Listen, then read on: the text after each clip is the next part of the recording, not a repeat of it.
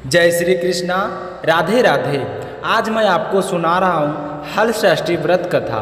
इस कथा को सूर्यास्त होने के बाद से लेकर चंद्रमा उदय तक सुना जाता है। उसके बाद चंद्रमा को अर्घ देकर व्रत का पारण किया जाता है।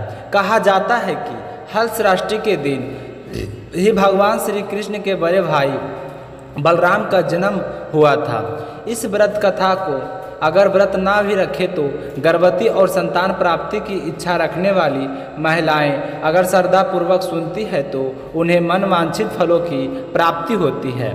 तो आइए आप सभी के मंगल जीवन की कामना करते हुए शुरू करते हैं व्रत कथा। बोलिए कृष्ण कन्हैया की जय हो, बोलिए बलराम की जय हो, बोलिए मथुरा के राजा कंस की जय हो।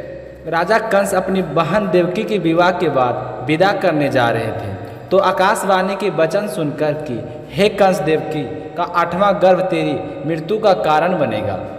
यह जानकर बहनोई को कंस ने कारागार में डाल दिया और वसुदेव और देवकी के 6 पुत्रों को एकाएक करके कंस ने मार डाला।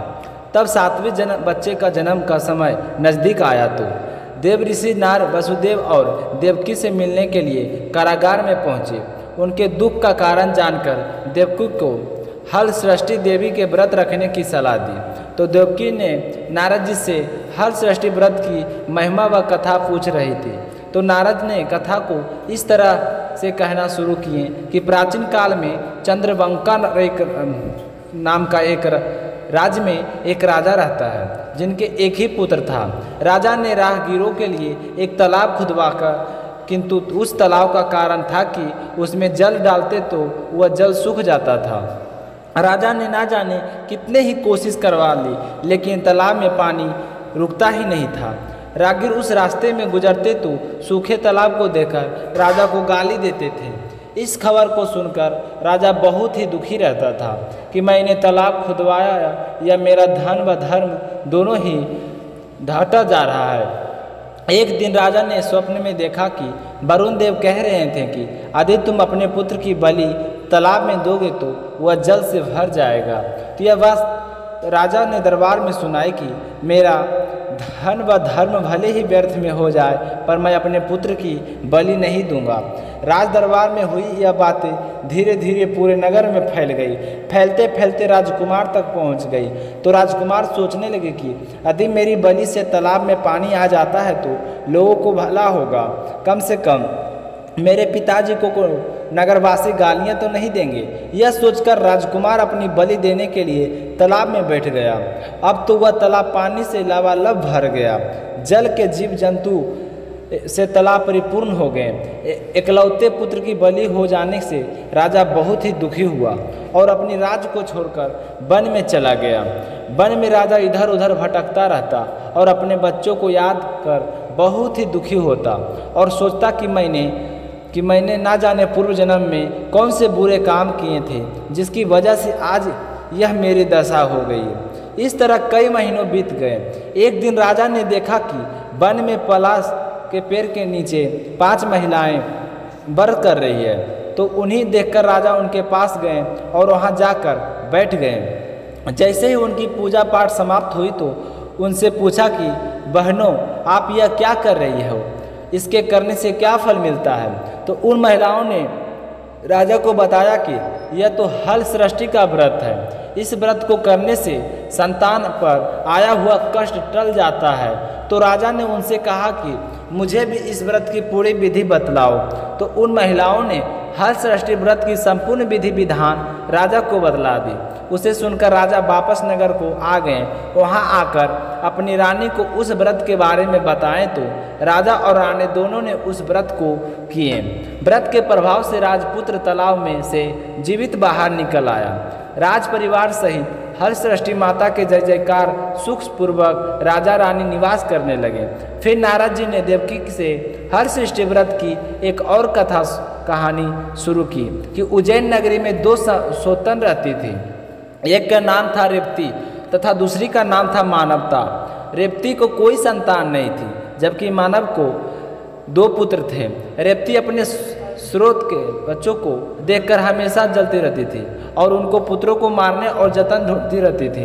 एक दिन उन्होंने मानव को बुलाकर कहा कि बहन, आज तुम्हारे मायके से कुछ राहगीर मुझे मिले थे। उन्होंने बताया था कि तुम्हारे पिताजी बहुत ही बीमार हैं और वह तुमसे मिलना चाहते हैं। तो पिता की बीमारी की बात सुनकर मानव बहुत ही दुखी हुई और रोने लगी। तो मानव को रोता हुआ देखकर रेवती ने कहा कि बहन, तुम रो मत, शीघ्र ही अपने पिता से मिलने के लिए चली जाओ। जब तक तुम आओगी तुम्हारे बच्चों का मैं ध्यान रखूंगी।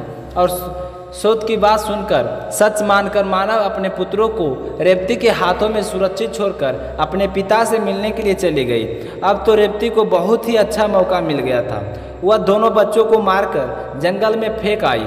इधर मानव जब मायके पहुंची तो पिता को स्वस्थ देखकर रेवती द्वारा बताई गई सारी बातें अपने पिता को बताई। तो मानवता की बातें सुनकर उसके माता पिता को अनहोनी का संदेह हुआ। तो उन्होंने अपनी पुत्री से कहा कि पुत्री, तुम जल्दी करो, अपनी घर चली जाओ, हम तो बिल्कुल ठीक हैं। किंतु मानव के माता पिता ने कहा कि पुत्री, आज हल सृष्टि माता का व्रत है, मैंने इस व्रत को रखा है। तुम मेरी मानो कि अपने पुत्रों के दीर्घायु की कामना से आज यह व्रत करके कल चली जाना। तो माता की सलाह मानकर मानव पुत्रों की स्वस्थ कामना से हल सृष्टि माता के व्रत धारण करके दूसरे दिन अपने घर को चली गई। तो रास्ते में वही जंगल आया। वहाँ पर अपने बच्चों को खेलते देखकर उनसे पूछा कि बेटा, तुम यहाँ पर कैसे पहुँचे? तो उसके पुत्रों ने बताया कि माँ, तुम चली गई थी, पर हमारी दूसरी माता रेवती, उसने हमें मार के यहाँ पर फेंक दिया था। तभी एक दूसरी महिला आई, उसने हमें फिर से जिंदा कर दिया। तो मानव भी अपने बच्चों की बात सुनकर वह समझ गई कि रेवती उसे मारने के लिए ही मेरे पिता के बीमार होने की खबर मुझे दी थी, पर आज मेरे बच्चे हल सृष्टि की कृपा से जीवित है। तो वह माता का जयकार करती हुई अपने घर को चली गई। जैसे ही वह नगर को गई तो रेवती ने जैसे ही मानव के पुत्रों को जीवित देखा तो उसे बहुत ही आश्चर्य हुआ। फिर उसे अपने किए हुए पर पछतावा हुआ। उसने रोते हुए मानवी के पैर पर गिर गए लिए और अपने कृत्य के लिए माफ़ी मांगी। तो यह देखकर अड़ोस पड़ोस की महिलाएं वहाँ पर इकट्ठा हो गई। तब मानव ने बताया कि आज मेरे बच्चे जिंदा सिर्फ हर सृष्टि माता की वजह से है। तो सारी महिलाओं ने उस व्रत की विधि जानकर हर सृष्टि की व्रत करना शुरू कर दिया। हर सृष्टि व्रत की अगली कहानी दक्षिण में एक सुंदर नगर था। वहाँ एक बनिया अपनी धानी के साथ रहता था। दोनों पति पत्नी स्वभाव से बहुत ही अच्छे थे, वह संस्कारी से थे। पत्नी गर्भवती होती, संतान को जन्म देती, किंतु दुर्भाग्यवश उसकी संतान कुछ समय बाद मृत्यु को प्राप्त हो जाती थी। इस तरह एक एक करके बनाया कि पत्नी ने 6 संतानों को जन्म दिया। सारे के सारे मृत्यु को प्राप्त हो गए। इस कारण दोनों पति पत्नी बहुत ही दुखी रहती थी। एक दिन दुखी होकर मरने की मनसा लेकर घर से वन की ओर चले गए। वहाँ जंगल में एक साधु ने उनकी मुलाकात हुई। तो उन्होंने साधु से अपनी व्यथा का सुनाई। साधु ने कहा, ध्यान लगाकर देखा कि बताया कि संतान कहाँ है। तो साधु ध्यान में यह कुबेर, वरुण, इंद्रा आदि लोक में ढूंढा, किंतु वहाँ पर बनिया के बच्चे दिखाई नहीं दिए। तो साधु ब्रह्मलोक में गया। वहाँ साधु ने बनाया कि सारी संतान को देखकर उन्हें अपनी माता पिता के पास लौटने का आग्रह किया। तो बच्चों ने वापस लौटने से मना कर दिया और कहा कि मुनिवर, इससे पूर्व हम कई बार जन्म ले चुके हैं। हम किस किस माता पिता को याद करके उनके पास जाएं? हम जन्म मृत्यु का और गर्भ के चक्कर में अब मुक्त हैं, अतः अब हम वापस नहीं जाना चाहते। तब साधु ने बनिया के दीर्घजीवी संतान प्राप्ति का उनसे उपाय पूछा। तो उन आत्माओं ने कहा कि यदि बनिया और उनकी पत्नी माता हर सृष्टि का व्रत रखकर पूजा करे और कथा सुने और जब अगली संतान जन्म ले तो उस पर भींगे हुए कपड़े का पोछा लगाए तो वह बालक दीर्घजीवी होगा।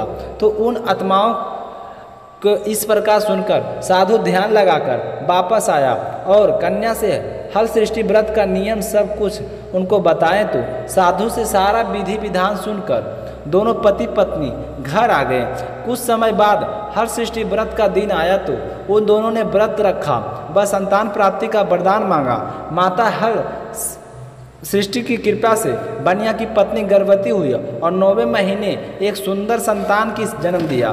तो उन्होंने साधु के कहे अनुसार अपनी संतान पर गीले कपड़े का पोछा लगा दिया। तो माता की कृपा से उनकी संतान को लंबी उम्र मिली। तो आप लोगों को इस कथा सुनकर कैसा लगा जरूर कमेंट करके बताइएगा, और हल सृष्टि व्रत का कथा जरूर करनी चाहिए। तो जय श्री कृष्णा, राधे राधे।